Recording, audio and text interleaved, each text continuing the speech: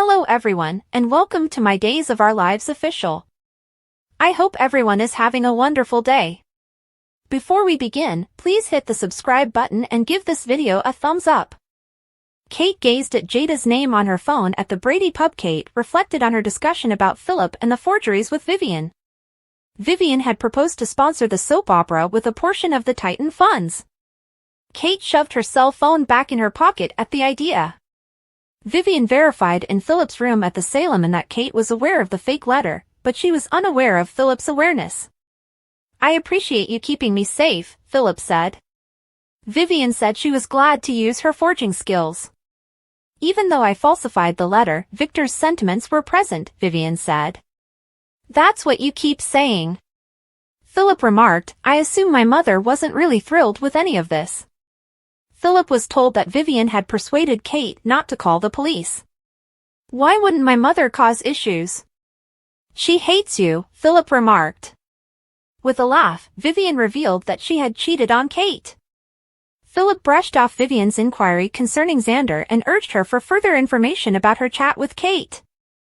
"Don't worry," Vivian reassured Philip, "Kate and I still believe you are the heir to Victor's estate."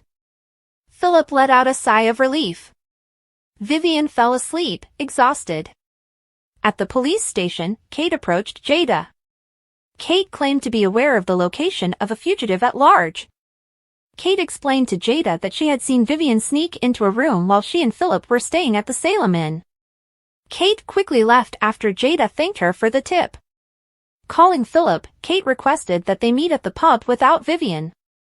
Admire Days, B&B, General Hospital, or other soap operas. Participate in the discussion on our SC boards. To interact with fans and start a conversation right away, click here. Kate was seated at a table at the pub when Philip got there. Kate remarked, "You sneak into town again and don't say a word to me." Philip said he was sorry. Philip pledged, "You were the next stop on my list, but I got busy." Philip assured Kate that Vivian was sleeping at the hotel when she inquired about her. Kate began to inform Philip that Victor's letter had been falsified by Vivian, but Philip acknowledged that he was aware of the truth. "I understand that what I'm doing must seem repugnant to you, but," Philip began. "Well, I don't," Kate shot back. Vivian concurred with Kate. Kate remarked, "You ought to be managing your father's business." Kate also expressed her gratitude for Vivian for forging the letter. "That being said, she must leave now that she has served her purpose," Kate stated. "But, Mom," Vivian came up with the entire idea. Philip remarked, "I can't just get rid of her now." Kate informed Philip that she had discussed Vivian with the police. "Astute. And I must say that I never really thought you would be open to working with Vivian," Philip remarked. "I must acknowledge her. The reasoning was quite convincing." Kate Roberts gave it some thought, but Mrs. Roman Brady stepped in and told her that getting connected with that which would jeopardize her marriage and everything she had worked so hard to achieve. "Does this imply that Mrs. Roman Brady will also turn on me?" Philip inquired. Kate vowed to keep the truth from Xander.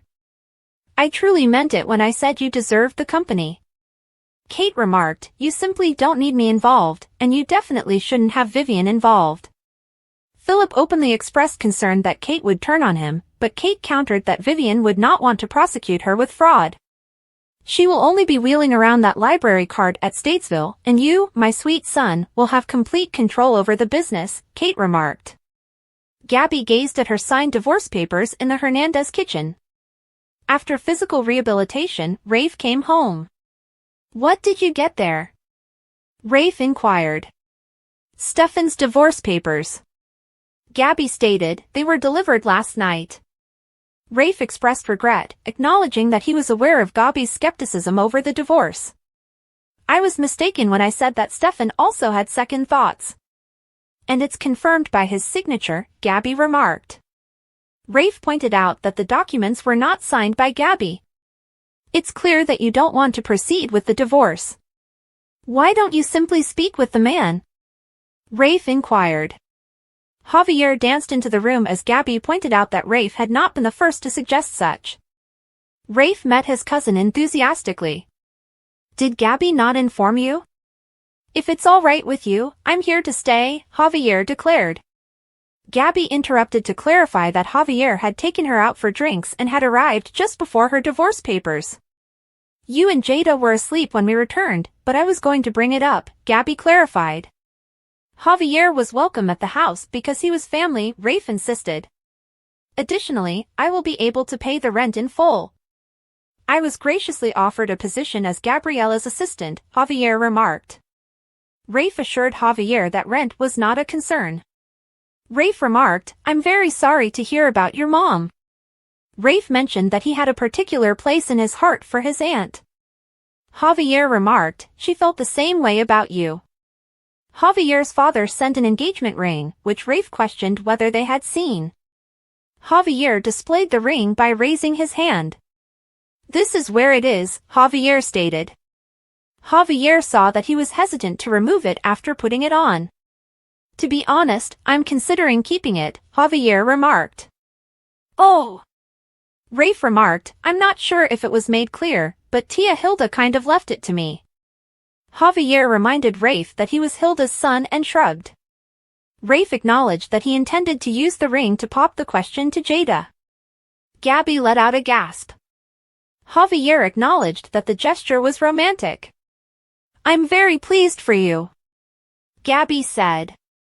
Gabby went on to say she hoped Rafe would use the ring box to pop the question when she saw him open it. Rafe acknowledged that after emerging from his coma, he had made the decision to pop the question to Jada. I'm so happy you're awake and have returned to your obnoxious self, Javier remarked. My near-death experience opened my eyes to many things. Among them was the desire to live out the rest of my days with Jada, Rafe remarked. Javier made margaritas and questioned Gabby about Jada after Rafe departed. She's intelligent, beautiful, and doesn't put up with bullshit.